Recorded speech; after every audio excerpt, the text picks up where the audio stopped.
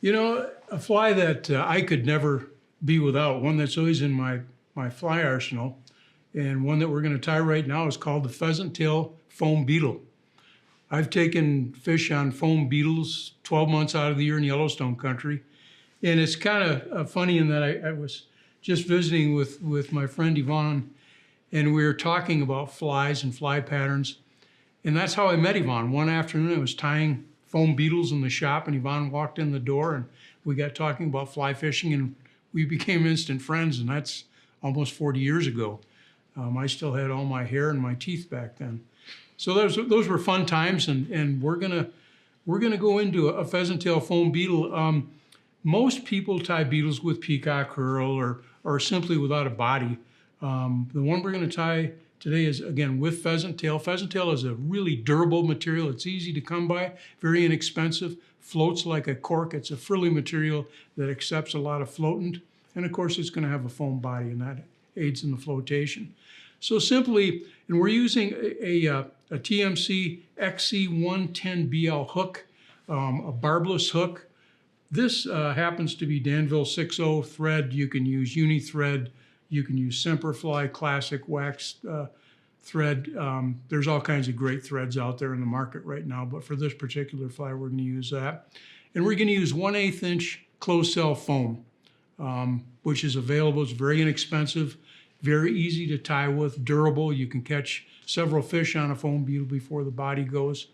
If you're fishing brown trout, of course, they tend to nick it with their teeth, but nonetheless, you can take several fish without spoiling the fly. Simply lay a foundation of your working thread and then cut a strip of this foam. This is probably 1/4 inch. This is a size 12 hook. This is a very large beetle. I'll fish him from 12s through 20s in Yellowstone country during the course of the year. Take that foam, and now we're going to bind it to the hook shank. And now we're going to take this 6/0 thread, and working through the foam, we're going to go back all the way to the bend of the hook, then back to the tie-in point and back again. This really adds durability. The foam isn't going to wrap around the hook shank even after several fish.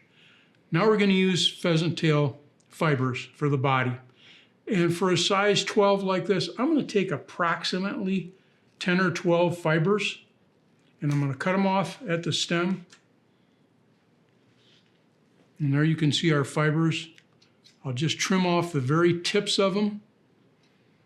And now I'm going to tie this, I'm going to lash this down to the hook shank all the way to where I'm going to tie the shellback foam once we wrap the body. Now with wraps of the pheasant tail material, I'm just going to wrap forward and create an underbody of this beetle. And so many beetles are this color. They're brownish black. Not that color makes a difference with this particular pattern, but this is true to color of most beetles. Now with my thread, I'm going to go back and crisscross.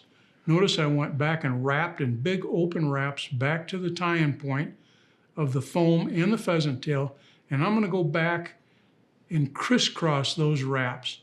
This will add durability to this. You can't break this. You can catch 20 fish on this, and this body will not break. If you left it alone and didn't wrap it with your working thread, you'd catch a couple of fish, and then the fibers would start to break. Now I'm going to carry the strip of closed cell foam back over the body that we created, that underbody. And I'm going to tie this down about 2/3 of the way up the hook shank.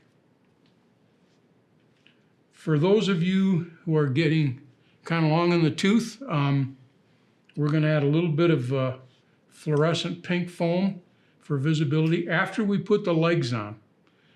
Don't do it until afterwards. And I say that because so often guys go, oh, right now I'm going to put the indicator, almost like a strike indicator, if you will, the high-vis foam on right here, and then try to put the legs on.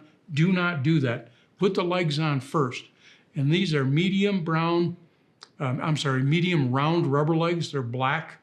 I don't think color makes that big of a difference. Tie 2 of them on. Just wrap a couple loose wraps over the rubber And now separate them on each side so that you have one set of legs on one side and one on the other.